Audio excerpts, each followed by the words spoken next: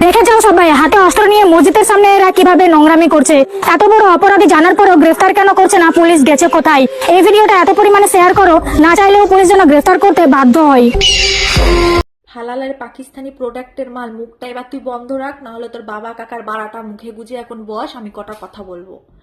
খুব কষ্ট লাগছে না? মসজিদের পাশ দিয়ে রিভলভার নিয়ে ঘুরছে বলে খুব কষ্ট লাগছে না? এরকম কষ্ট আমাদেরও লাগে, বুঝলি? যখন তোরা হিন্দু ধর্ম জানার পরে তাদেরকে টর্চার করিস, তাদেরকে মারিস, ভগবানের গলা কেটে নিস, টয়লেট পটি করে থুয়ে আসিস মন্দিরের ভেতরে, ভগবান যার বাড়িতে আছে সেই সব বাড়ির মন্দির ভেঙে দিস, কত কত তোরা মন্দির ভেঙেছিস, হিন্দু জানার পরে তাদেরকে মেরে দিয়েছিস জ্বলন্ত পুড়িয়ে ফুরিয়ে। এগুলো খুব ভালো জিনিস করেছিস তাই না তোরা? আর সামান্য মসজিদের পাশ দিয়ে রিভলভার নিয়ে ঘুরেছে, তার জন্য তোদের এত ফাটছে তাই না? তারও রিজেন্ট আছে ঘোরার। আমাদের হিন্দু ধর্মে এরকম খারাপ কাজ কখনো করে না, করবেও না। যদি কোনো একটা কাজ করে থাকে তারও অনেক বড় রিজেন্ট থাকে, বুঝলি মাগি চুদি?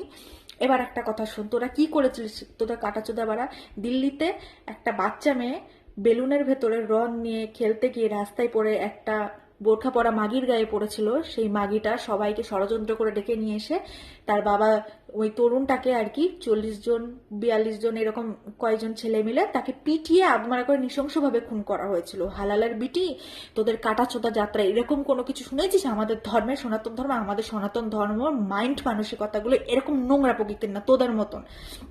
তোদের ভেতরে আছে জন্ম দেওয়া আর মেরে ফেলা হালালা করে, আমাদের ভেতরে ওটা নেই, বুঝলি? শালা শুয়োরের বাচ্চা, ভুলভাল কথাগুলো কম কম বলবি, হ্যাঁ? আর আমাদের ধর্মকে ভুলভাল কথাবার্তা মোটেও বলবি না। আর এটা 2026 সাল, ইট মারলে পাটকেল তোদের ছুড়বই আমরা। কত কত মানুষকে হিন্দু জানার পরে তোরা মেরে ফেলেছিস।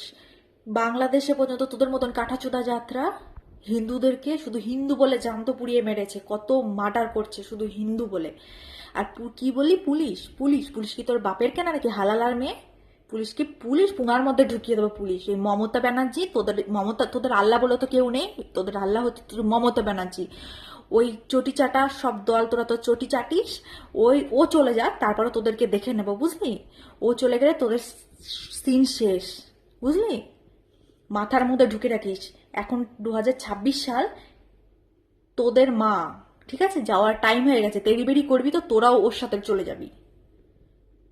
আর ভুলভাল কথা বলবি না। আর ভুলভাল যদি এরকম কথা বলিস, এমন এমন কথা বলবো নিতে পারবি না। পাকিস্তানের তৈরি প্রোডাক্টের অসভ্য।